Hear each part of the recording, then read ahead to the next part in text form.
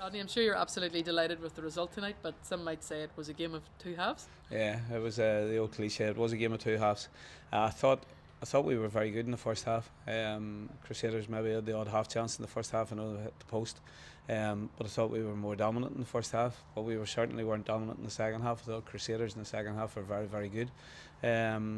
Probably the best footballing team we've played this season. And it was tough. We rode our luck at times. We There was balls flashed across our goal. There was ones went right at the post, ones went over the bar. Daki made great saves whenever he was called upon. And listen, that's what happens whenever we're trying to grind out a result and trying to get 3 points. But you have to give them credit too. They stood up their man and they fought their corner again. And that's something that we've done well this season so far in comparison to the last season. Would you say that's a reaction to Friday night's defeat at Portadown? Quite possibly. I think Friday night's the second goal against on Saturday night or on Friday night we've switched off massively. Daggy has lost the flight of the ball.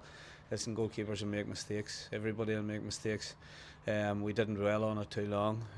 We just focused on trying to get back on the pitch tonight and try and correct the wrongs as such. And we knew it was going to be a very, very tough match tonight. But I thought, especially first half, I thought we were very good and there was a lot of good performances. You have to mention him again, John McGovern on the goal sheet. His movement for his goal was fantastic. He does that very well, and he has to do that more often. He has to run behind the opposition. He has to get behind the opposition's back four or back three, whatever it may be. Whenever he does that, then he's a real threat. His movement was great, and Biggie's pass at him was superb as well, and it was a great finish, and it was good to see. Yeah, there was a lot of fine individual play tonight, but it has to be said they did play as a team. You have to mention Stevie Scott, maybe right back. Yeah, I thought that Stevie's been very good this season. I think that was his best performance today. He showed a little bit more experience today. He knew when to slow it down. Sometimes he wants to do everything 100 miles an hour. He doesn't talk enough, but tonight he done those two things very well. He spoke and he encouraged in front and he directed in front and he slowed things down and he sped things up whenever he had to do it. I thought he was fantastic. Someone would probably say he does his talking with the ball. Yeah, he travels well across the ground. I think he's one of the favourites in the change room. He runs the fines and he runs a tight ship.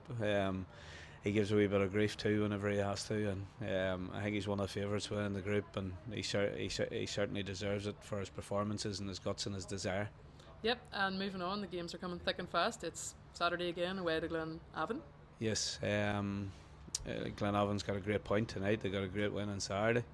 So it's going to be extremely tough. We go there with 13 points, but this league's going to be very, very tight whenever you look at where the rest of the teams are and the points that they're on.